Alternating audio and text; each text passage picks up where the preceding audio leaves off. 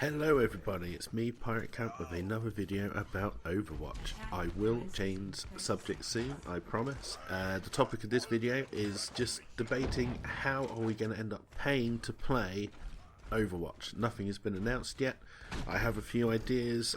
Speaking on Twitter to a few people, they had a few ideas and I thought I'd just list them here. So as you all know, Blizzard have a few different pricing models for their different games, and I'm going to take each of their existing games and see if that model will work for Overwatch.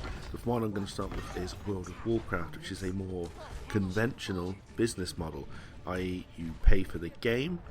We will forget the subscription part. I can't see Overwatch having a sub. That doesn't seem to make sense for this kind of game or even in this day and age, but we could pay 30-40 quid for the game, have full access to it, play it for a year, and then next year or 2 years later they bring out Overwatch 2 or an Overwatch 2 pack, and we end up paying for that as well. Personally, I do not see that as being very likely. Blizzard are trying to move away from that business model to the free-to-play arena. Both Heroes of the Storm and Hearthstone, or Hearthstone, however you want to pronounce it, are free-to-play. However, Overwatch does not fit neatly into either one of those categories for how that model could work. So let's go ahead and discuss the Hearthstone payment model. Clearly Overwatch does not have cards to open, so you cannot buy packs, which is the biggest money sink of that game. However, in Hearthstone you also pay for new portrait models, which is something that you could do in Overwatch. It's not going to pay for the game completely, but it is an option open to them. However, the thing I really want to concentrate on in Hearthstone is the single player adventures. If they did single player campaigns in Overwatch that you possibly had to pay for to play, I think that would work really well, as it doesn't have any effect on the multiplayer game, but it does give you a lot more fun, a lot more things to play. And of course, by completing that single player campaign you could come up with a lot of cosmetic items. Heroes of the Storm is the model most people think Overwatch will follow. However, I think this comes with a lot of pitfalls. The main business model of Heroes is that you pay for the heroes, and it is a free rotation. Now this works for heroes. You can pay for your hero, you can take it in, you don't change on a game basis, you change on a game by game basis. Now in Overwatch, part of the fun is having access to all of the characters and being able to change the team's makeup as the game progresses. What you might need to take objective A is not the same as objective B, and of course you get to mix and match based on what the other team puts up front. If you are limited by having to pay for heroes and you only get a few free, then you become a liability for any team that you are on, and the game becomes a lot less fun. I think it is inevitable that cosmetic items will be added to Overwatch. They seem to make a lot of sense, as well as different skins for the characters. These I can see being behind a paywall, possibly with the inclusion of an Overwatch currency that you earn as you play the game. The better you play, the more you earn, meaning you can buy all these things for free if you're willing to put the time into the game. But if you're not, you can pick up your credit card and you can pay for the skins and cosmetic items. I think a cash shop, if it goes for a free-to-play model, will happen, and I think these are the kind of things we can expect to see.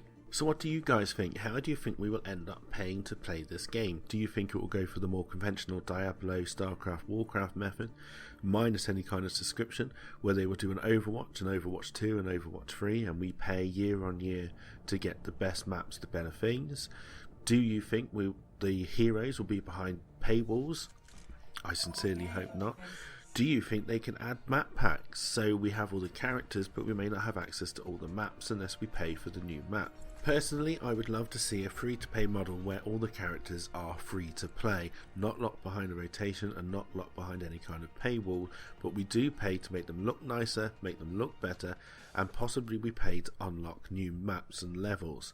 I do not want any kind of pay-to-win methodology, and I think locking heroes behind a paywall does lead into that situation, whereas if we just can't play a few certain maps because we haven't paid for them, it doesn't ruin the game for us or anyone else that we are playing with. Given the world that they have built with Overwatch, I think a single player campaign also makes a lot of sense, and if the multiplayer people do not want it, then let's put that behind a paywall. They did it with Hearthstone with their adventures, let's do the same here, and we can unlock just a few unique cosmetic items for playing that. Okay, so I think I've prattled on for long enough. Please let me know in the comments below how you would like to pay to play this game. Would you rather pay one upfront cost, possibly on a two-yearly basis, and have access to everything with no cash up?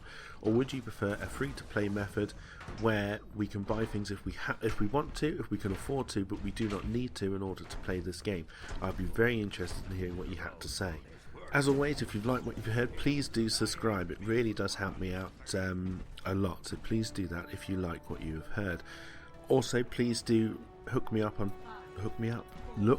on Twitter at Pirate Camp Games. Follow me there. Everything's just getting started. It's all a bit slow at the moment, but we are getting there, and the more support we can get, the quicker we can get to where we want to be. So please do help me out. Let me know what you think. And also give me suggestions on content you would like to see in the future. I really want to build a relationship with everybody here and build a community, and I want to take your suggestions on board. So please do leave those comments below, click the subscribe, click the like, and follow me on Twitter. I will see you again.